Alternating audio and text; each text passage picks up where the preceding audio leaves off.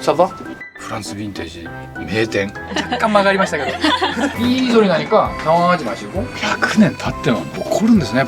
超レア。超レアです。ジャンバルジャーンって言った1700年代バッチリじゃないですかこれ。この当時の服がここにありますよ。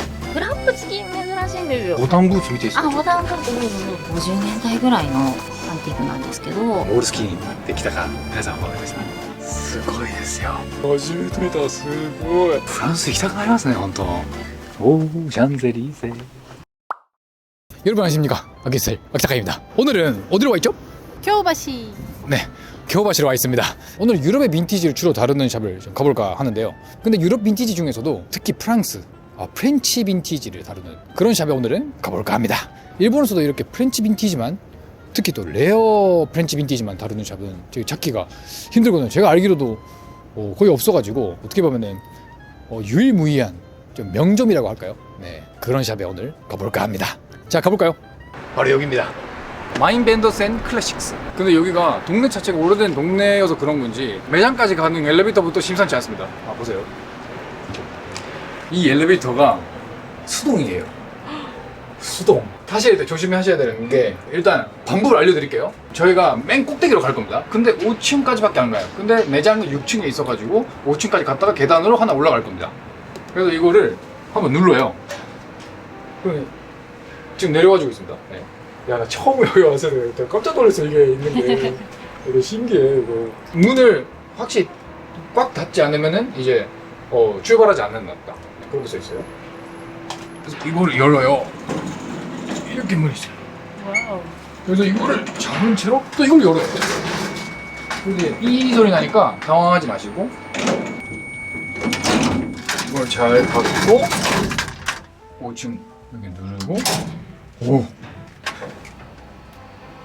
진짜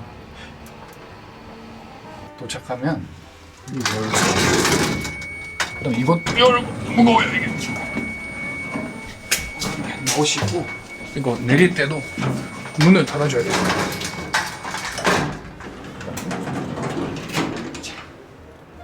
여기서 하나 더 올라갑니다. ということでお店の中に入ってまいりました。オーナーの横見さんでございます。よろしくお願いします。横見です。撮影の前にもちょっとお伝えしたんですけど、ちょっとお綺麗で僕ちょっと緊張するんですけど今日。全然。なんかスタイルもなんか。いや、やめて。いやそういうのやめて。だってもう妻もずっとうなずいてますよ。そんなことないです。このお店の簡単なご紹介ちょっといただいてもよろしいですか。うちはフレンチのワークウェアをメインに扱ってます。古い時代のワークウェアですね。年代的にはどれくらいメインで。古いのだと18世紀ぐらいのものもあるんですけど。18世紀。はい。でも20世紀中ぐらいまでのワークウェアです。18世紀から1930年代ぐらいのフレンチのワークをメインってことですね。そうです。ミリタリーとかもいろいろありますけども、特にワーク。そうです。この規模といいますか、このレア度というか、フレンチヴィンテージだけはここまで専門に扱われているお店って僕知る限りではないんですけど。そうですよね。ありがとう。いや本当に日本全国津々浦々僕行ったわけじゃないんですけども、少なくとも東京ではこれはもうフランスヴィンテージ名店。ちょっと上げすぎましたかね。はい、ありがとうございます。もっと上げてください。もっと上げさせていただいてお店の内装といいますか、雰囲気がタイムスリップしてみたいな。テンションめちゃ上がりますね。嬉しいです。そう言ってもらえると。しかもこの京橋の手動式エレベーターの屋上ですか、これは。そうですね、屋上です。場所のチョイスも素晴らしいなというふうに思いましたね。ピーってなるためにも焦って早くしないと。わかります。わかりますね。初めて来る方結構乗れない方も多いんですけど。なので一応乗り方も僕先ほど取りましたんで。ありがとうございます。すごい助かります。開けて入って閉じて。全体の雰囲気はもう超クラシックです。ということでここだけで1時間終わりそうなのでお乗り換えしていただきたいと思います。ごめんなさい、早速なんか一押しありますか。全部一押しなんでしょうけども。そう、全部おすすめなんですけど、ハンティングものちょっと見てもらえればですね。外にもあるんですけど、そうです。ちなみにお店は中と外までありますので、部分と外も後ほど行かせていただきます。今この辺は全部ハンティングって言ってもいろいろあって、そうですよね。素材もいろいろ、これなんかキャンバス、おお。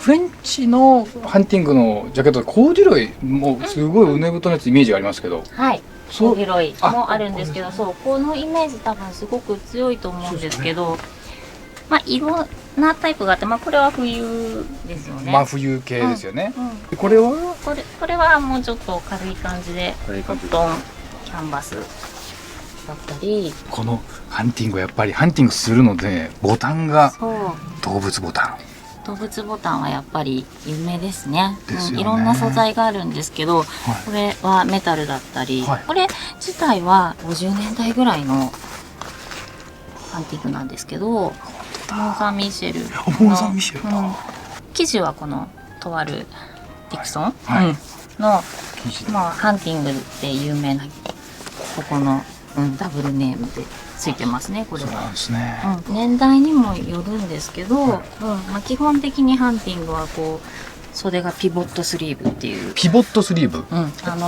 ここわかります、はいはいアームホールこう下までぐっと形がいろんな形があるんですけど、ちょっと動きやすいように作りに、後ろにゲームポケット、ゲームポケットですよね獲物を入れるそうゲームポケットが背中にこうついてる。すごい状態綺麗ですね。これでもね、まあ直しとかは入ってますけどね、でもまあ状態は。でも動物の血とかはついてないですね。あ、そうですね。血がついてるのももちろんたくさんあるんですけど。お店でこの動物ボタンだけ扱われてるってちょっとあ、そうですね。動物ボタンもやっぱり劣化して糸が取れやすくなっちゃったりするので、いつの間にかに落ちちゃったりするんですよ。なのでうちボタンも扱ってます。取れちゃったやつつけてもいいですし、別のジャケットに動物ボタンをこう入れちゃ変えちゃってもいいですよね。つけてもかっこいいですね。かっこいいですよね。はいあ、いいですね。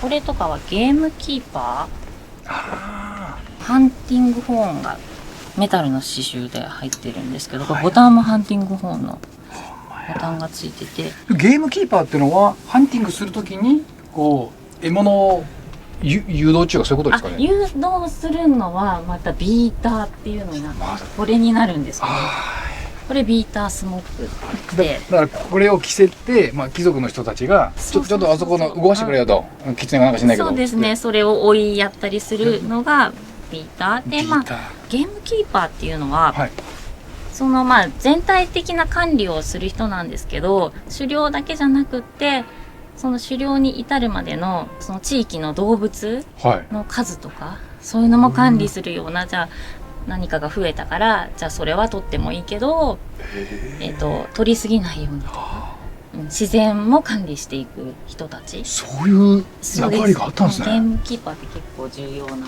そうなんですね。ちゃんとこの何匹か管理されてたってことですね。ある程度の管理はされて、はい。面白い。そうなんだ。本もあるんで、あ、一応いいですか。どんな感じかっていうのを見てもらえたら、さっきのビーターがはいはい。こんな感じで、本当だ。着てますね。そうそうそう。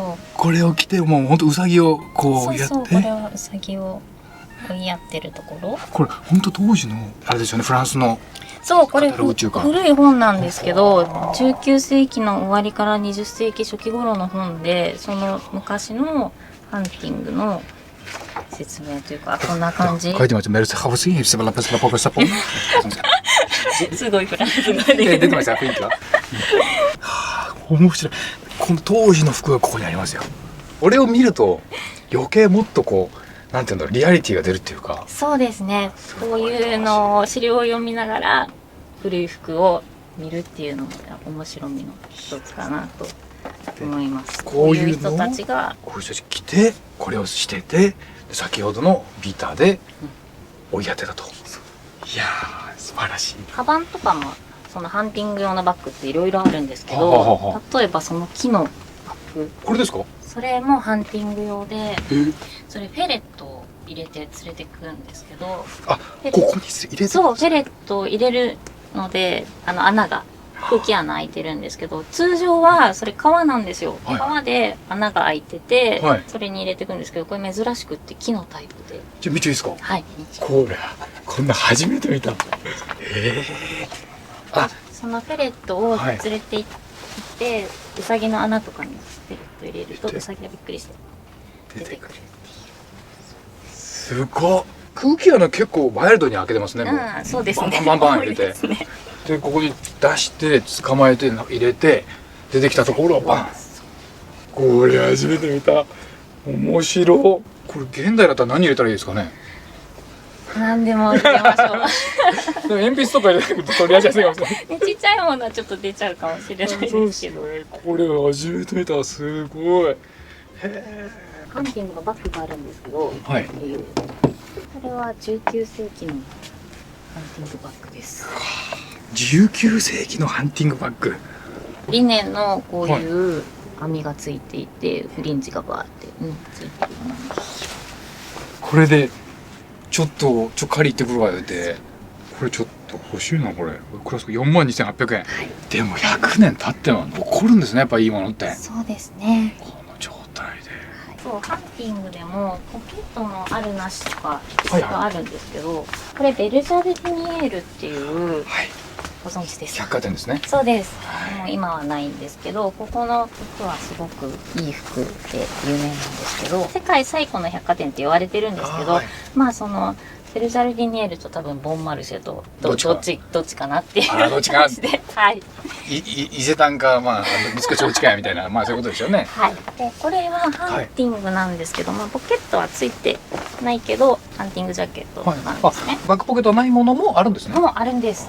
でそういうのっていうのはこれ見るとすごく分かりやすいんですけど、これ古いベルジャルディニエールのカタログなんですけど、20年代ぐらいのカタログで、ポケットなし70って書いてあって、ポケットありは80。だからポケットなしの方がやっぱり安いんですよね、ちょっと。値段ってことですね、これが。そうです。こうやってオーダーするのに、じゃあポケットありだといくらですみたいな。あ、そうか。当時はオーダーですもんね。そうですね。はい。基本ね、そうですよね。ウールだともうちょっと高くなったりとか、ウールミックス。とかっていう感じで、なのでまあポケットこれはないですけど、ないバージョン、まさにこれなんですけど、まさに、はい、だってこの百貨店のこれカタログ、そうです、その百貨店のものですからね。そうです。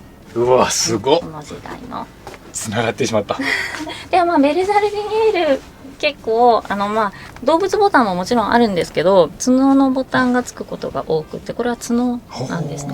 ホーンってことですね。そうです、ホーンボタン。ホーンボタンなんですね。動物ボタンもまあもちろん可愛いんですけど、これはこれでこうシンプルな感じで、そうかっこいいですね。かっこいいですね。やっぱ当時は一個一個ある意味本当にオーダー品なので、作りがやっぱりちょっとしっかりしてますよね。そうですね。特にこういう百貨店のものとかはいいものが多いと思います。タグがねないものもすごく多いんですけどね。これちゃんと残ってますね。はい。ベルジャルディニエール。ちょっとこれ難しいんですよ、発音ですかね。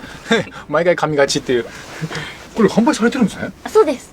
これが売ってます。販売しちゃっていいんですね。はい。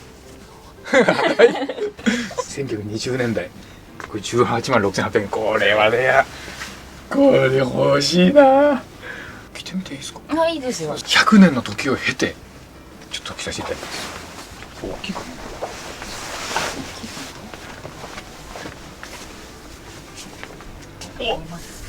あ、すごいいい。すごいいいサイズですね。なんかそんな雰囲気したんですよ。これ僕にサイズ合うだろうなって。でやっぱりこのフレンチのヴィンテージいつも着るたびに思うのが上がるんですよね。そうなんです。フロントのラインもギュッと広がる感じで、開けててもそうすごく綺麗です。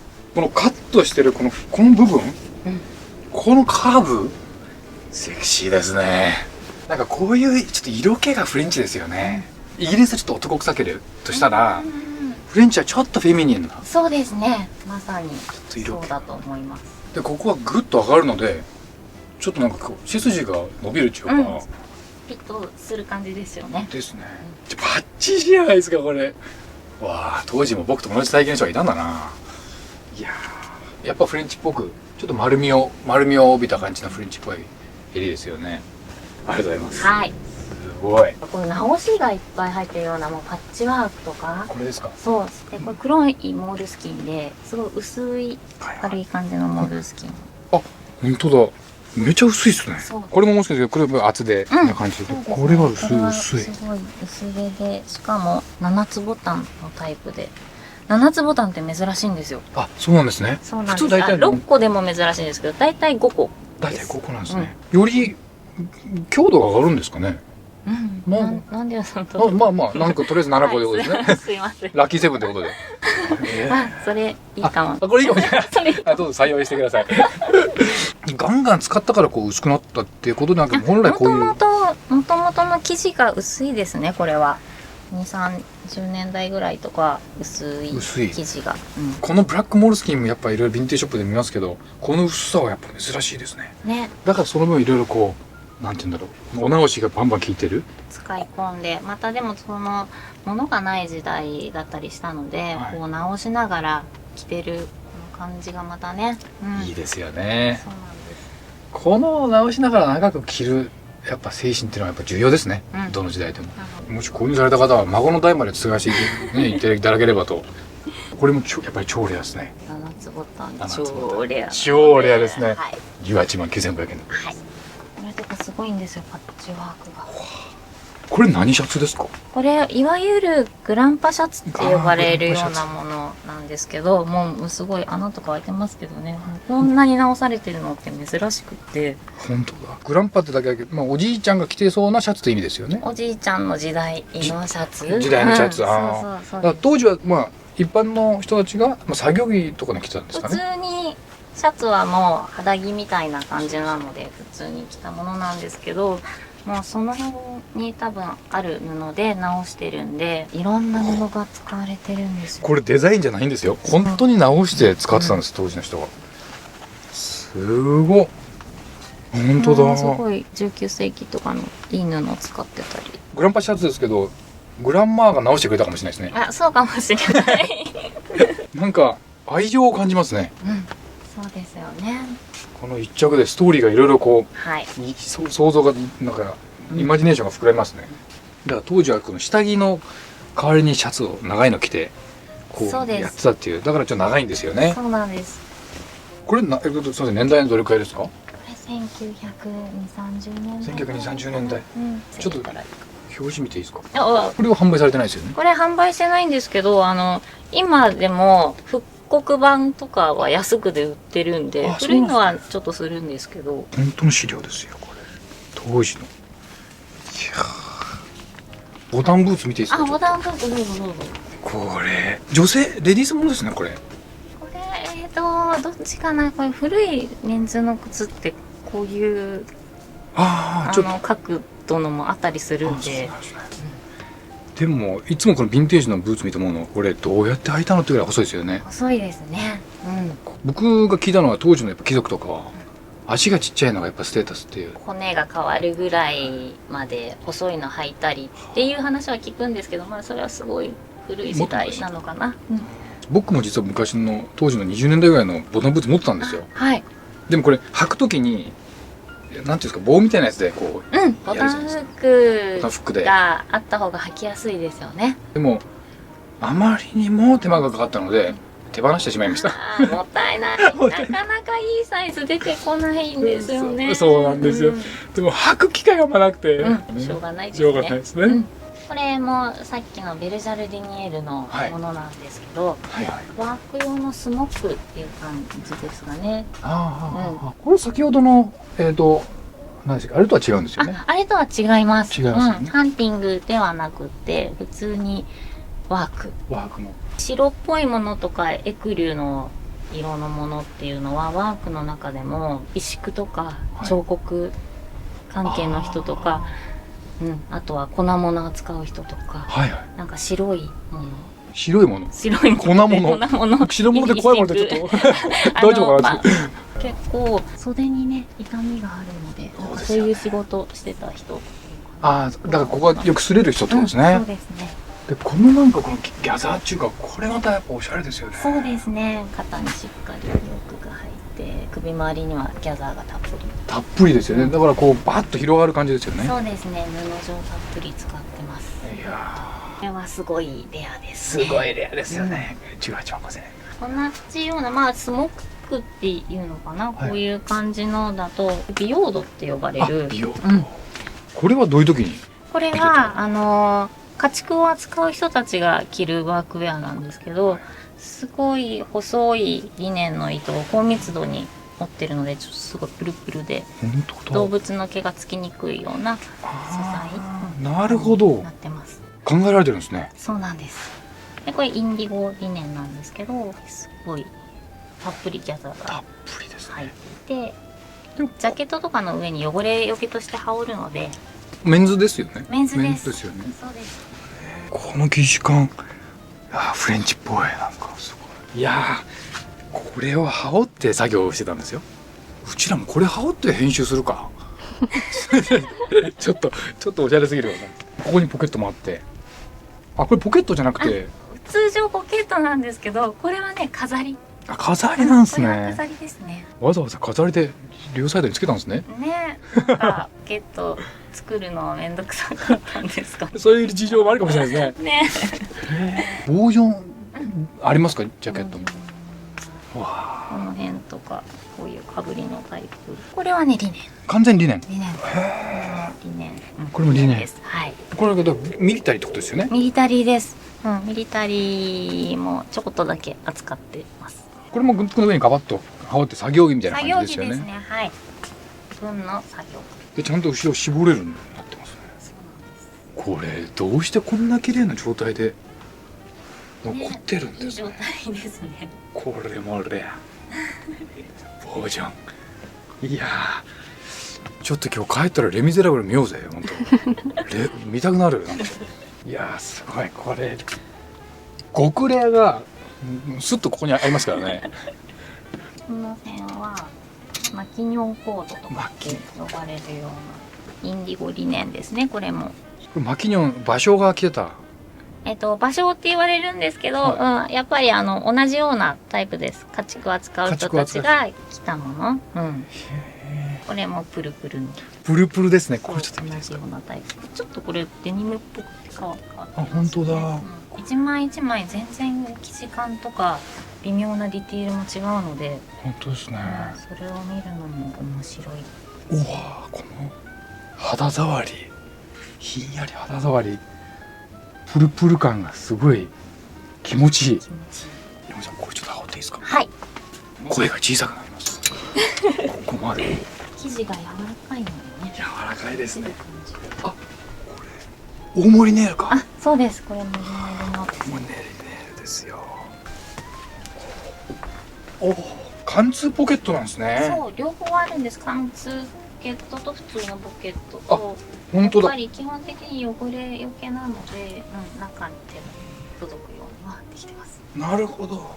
で、こっちもちゃんとあって、ちょっとこう大きめな感じですよ。いや、これテンション上がりますね。これがマキニョンコートでございます。いやー、これ着て犬の散歩とか行ってもいいんじゃないですかとか言って。ちょっとね、家畜をされてた方の服なのでね。まあ僕犬飼ってないんですけど。あとそうだ、シャツとかもちょっと面白いのがあるんで。シャツ、この辺。シャツなんですけど。長っ。そう、長い。これポケット付きって珍しいんですよね。本当だ。これ当時何を入れるためにここにわざわざ。ね、ここにね、すごいちっちゃいじゃないですか、このポケットが。胸当て部分に収まるようにポケット入ってるんですけど、これってサスペンダーの邪魔にならないようにできてるんですね。そうそうそう。こうなるほど。ちょうど内側に入る。素晴らしい。なるほど。僕もちょっと今サスペンダーしてるんですけど、たまに被る時ありますからね。そうですよね。ポケットとポケットついてるとね、ちょっと邪魔になっちゃうじゃないですか。昔はこうやってちゃんと考えられてポケットもついてたっていう。こうならないようにそう、ちゃんとこちゃんとうなってるわけ考です。えられてるんですよね。でしかも落ちないようにフラップまでついてる。そう、フラップ付き珍しいんですよ。あ、そうなんですか。で、こういう押さえも全部手縫いで、いや半抜き手縫いで入ってる。本当だ。そう、こういうところもやっぱりすごい作りがいいですね。こういうのも手縫いで、ボタンホールとかも手縫いです。で、ちらっとここにブランドのメーカーこれはメがあります。ーカー入ってますね。ないのも多いんですけど。これワンピースぐらいの長さです。で、これ全部これをインしてたんですもんね。昔パンツのはそうですね。その分パンツそうですよね。パンツも股間髪が深いし、ちょっとこうワイドなそうなんですよ。お尻の部分、ちょっと動きやすいようにポコッと、なんか広いものが多いと思います。だからまあこう着てもまあそこまではい。邪魔にならないっていうか、うん。今のパンツだとね、モコモコしちゃいます。もこもこしますよね。桃引き。もう一匹。あいつ桃引き入ってるのかと思いますよね。これ多分カメラじゃ映らないかな。エッフェル塔がすごいいっぱい、もう薄くなっちゃってるんですけど。これエッフェル塔なんですね。エッフェル塔がすごいいっぱい。買った時はただの赤いプリントだと思ってたんですけど、なんか後でエッフェル塔だって気づいて、すごいテンション上がったっていう。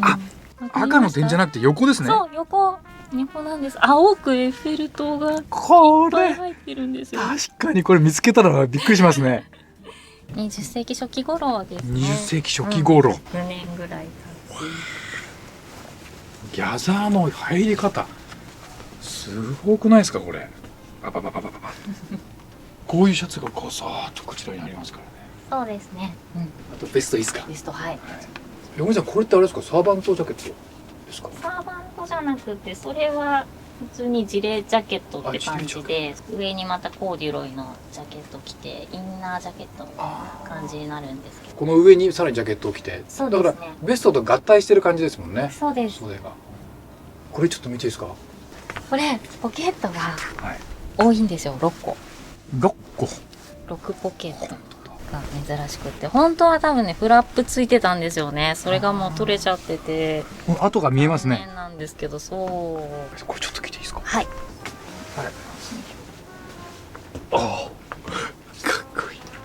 そのボタンが多いのがいいですよね。まあもちろん急いでる時はちょっと大変ですけどね。ここら辺まで来て掛け間違いに気づいたらもう大変なことだ。でちょっとこの上だけ閉じてちょっとフレアにする感じでもおしゃれですよね。これいいわ。この上にハンティングジャケットをこうガッと着てってことですよね。これマジ欲しい。生地感見てください。ちょっと厚手の感じで。でこうちょっと直した後回り。フレンチヴィンテージなんていうのシリーズでこちらのマインドベンダーズさんってちょっとシャツ一辺、ベスト一辺、もうジャケット一辺、こんな感じでちょっとシリーズものでさせていただきたいぐらいの本当に内容が詰まってますよ。ちょっとフランス行きたくなりますね本当。おーシャンゼリーゼ。この辺全部古いんですけど、18世紀の終わりから19世紀くらい。だから1700年代の1700、うん。ちょっともう80年、90年ぐらいの。これはフレンチのノルマンディーの方のものなんですけど、すごい長いケープみたいなものが多いんですけど、これはショールで肩の部分だけでちょっと珍しいタイプです。これマジ博物館にあるやつじゃないですか。そう、これちょっとだけもう作りがすっごくいいので見てもらえると面白いんですけど、おー全部手縫いなんですよね。全部手で。全部手なんです。すごい細かいですよね。すごいですね。じゃあこれを羽織ってきてたってことですね。そうです。すごっ。でもすごいお金持ってないと着れないですよね。そうですよね。ここまで細かい作りで、しかもこれこのフロントのはい。この部分ちゃんとシルバーなんですよ。これだからその1700年代のものがそのままこれ残っついてるわけですもんね。そうですね。すごいすごいシルバーでしかも。シルバー。これやばれやだ。一瞬赤ずきんちゃんみたいな感じ。あ、そう、うん、そうですよねそんな感じですね。すごい可愛い。これ20万500円でも20万でもお安く感じますね。うん、もう今となってはね。ですよね。素晴らしい。外に行かせていただきます。じゃあ横見先生についていきます。これはまあダブルブレスト。ダブルブレスト。シングルよりもやっぱりちょっと珍しいので数が圧倒的に少ないんですね。これツイルですね。あ、これ本当。こっちはリネンコットン。リネンコットン。13万8500円。40年代ですね。後ろのねこのカットも綺麗ですよね。綺麗ですね。この辺はもう定番のモールスキンはい。だったり、デッドストック。あ、本当だ、デッド。これが60年代のモールスキンデッドストックです。どうして僕はモールスキンできたか皆さん分かりましたね。そうね、あとあれちょっとおかしいですか。これはフレンチのホスピタルのミリタリーのものなんですけど。その医療従事者が着てるってことですか？そうです。ホスピタルコート。これリネンコットンのタイプで、はい。一回こっちにかけた方が分かりやすいかな。あ、すいません。ここにかけれるようになってる。かけて見やすいように。見やすいです。もう準備されてますね。これがリネンコットンのタイプ、はい。ホスピタルの。で、こっちはリネンのタイプ。これ完全にリネン。完全にリネンです。あ、本当完全にリネンの感じが。プルプルのプルプルの。 2種類あります。2種類ありますね。これをガバッと着て医療従事してたと。はい。これ20年代ですか多分50年代？50年代ぐらい。ぐらいかな。こっちはスタートしたんです。50、 50。 51。51年代。ここに1951年。ちゃんとベルトもついてる。そうなんです。こっちもロゴ形は一緒なんですけど、ベルトもついてて。いや、これ夏着てたらシャレてるな。いいですね。かっこいいです。かっこいいですよね。でしかもこのふわっとこう内側に入ってくるボタンの感じ、いいですよ。こういうのございました。このカバンもかわいいな。これこれもフレンチもんですよね。フレンチです。結構僕ヨーロッパのフリマとか行くとこういうのに目がいっちゃうんですよね。おしゃれで。サバどういう意味だっけな、忘れちゃったこれおいくらですか32,500円。32,500円。これおしゃれ。中で僕みたいなちょっとはい。言っていいですか？ああ、はい。まずこれが、はモールスキーのファイヤーマン。ファイヤー。ファイヤーマンっていうことは日本語で言うと消防士。消防士消の防士の人たちがユニフォームですね。ユニフォームですね。うん、ピケのピケのファイヤーマン。ファイヤーマン。これはセットアップですね。すごい。凝ってるんだ。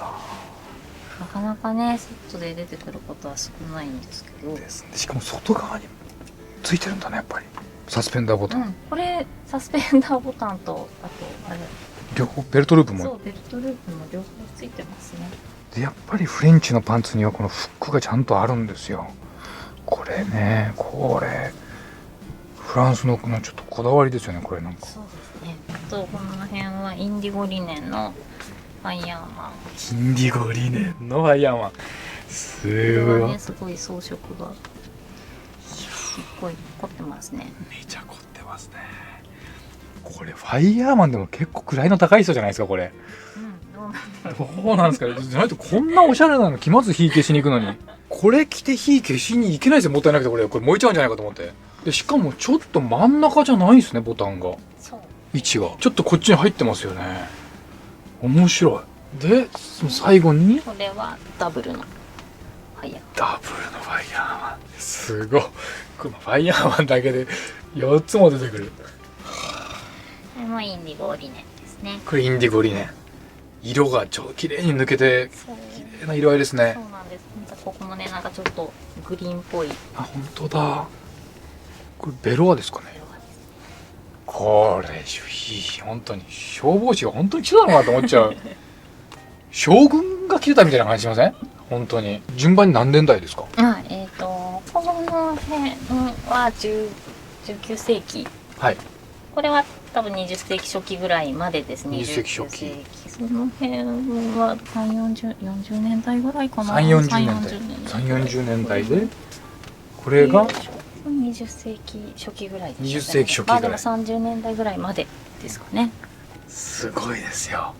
ミュージアムに行って見れるだけでもテンション上がるんですけど、購入できちゃいますからね。これなんか1個だけ着させていただいてもいいですか？一番古いの着てみます？あ、いいですか？はい。ちょっと緊張する。ボタンホールとかね、すごく可愛いんですよね。手縫いのね。あ、手縫いの。いいですよね。大きいかな。あ、ちょっと大きめですか？あ、でも袖はいい感じ。おお、ほほほ。いやー、ジャンバルジャーンって言いたくなりますちょっと話しません？着てましたよね。そんな感じしますね。着てましたよね。これ100リネンですか100リネンです。？100リネン。プルプルのやつです。こういうところがちゃんとデザインもちゃんとされてるんですよ。これこうカーブをかけて、だからやっぱりこの曲線の美ですよね。フランチってこれがこれおいくらですか？28万9300円。28万9300円。いやー、素晴らしい。感動でございます。ありがとうございます。いやー、もっと見たいんですけど、子供が泣いているそうな感じがするので、早く帰ってください。ちょっと泣き声が聞こえてくるので。お店はちなみに、お休みの日は？お休みは火曜日と、水曜日がお休みで、通常は2時から5時。 2時から5時。で、土曜日だけ6時まで営業してます。ちょっと興奮冷めやらないんですけども、また来させていただきます。気軽にあ呼んでください。ちょっと冗談抜きでめっちゃ楽しかったです。フランスヴィンテージだけ特化してこうやらされてるっていうのはもうなんか驚きもあるし感動もありますし、学びもすごくありますね。よかったです。ヨーロッパ全然近い国ですけど、やっぱ違うじゃないですか。全然違いますよ違いねま。すよね。なんかそれがまた面白いじゃないですか。リアルに資料もございますし、リアルにその資料に載ってる服がございますし、あとこちらでこのフレンチヴィンテージのちょっと美しさと深みにハマっていただければと思います。今回も顔を出してご出演初めてしてくださったということでありがとうございます。これはアキズスタイルだからということでよろしいですか？そうです。ありがとうございます。若干曲がりましたけどありがとうございましありがとうございた。ます。